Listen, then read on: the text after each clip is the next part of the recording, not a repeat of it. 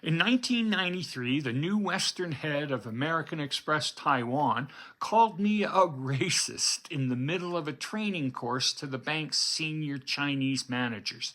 He then stood up and said, "What you are saying about the Chinese communication can't be true."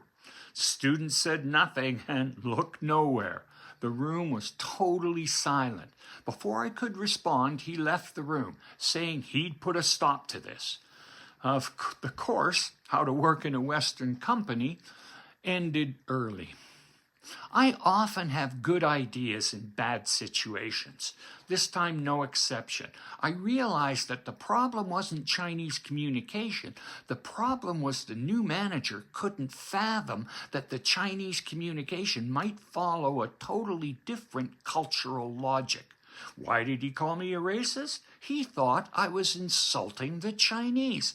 But the Chinese managers didn't complain about what I'd been saying. They already knew everything I was describing. If anything, they were surprised that I knew so much about Chinese culture. Well, the easy answer to why is ignorance. Not just new to the job, it was only his second week in Taiwan and his first overseas assignment. But this answer is too easy. The problem wasn't ignorance of Chinese culture.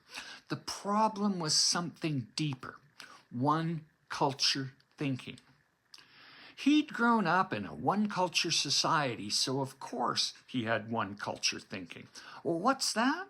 Well, when you grow up and live in a society where the culture hardly changes for thousands of miles, you assume your culture is normal and others are deviations. He literally could not imagine that what I said about Chinese communication could be true. Sounded like insults to him. The necessary first step in cultural competence isn't learning facts about cultures. Learning what to do and how to do are important, but they show you how to use cultural competence, not how to achieve it. The key first step in becoming culturally competent is accepting that other cultures are legitimate. Once you accept another culture as legitimate, the next question becomes, why does that culture work the way it does?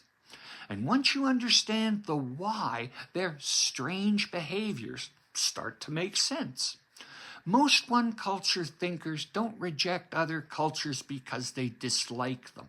They reject them because they can't imagine them. I know this because it happened to me. For my first year in Taiwan, I thought the Chinese were playing with me, that what I saw and experienced just could not be true. My friends explained it to me, but still didn't make much sense. It was all just so different.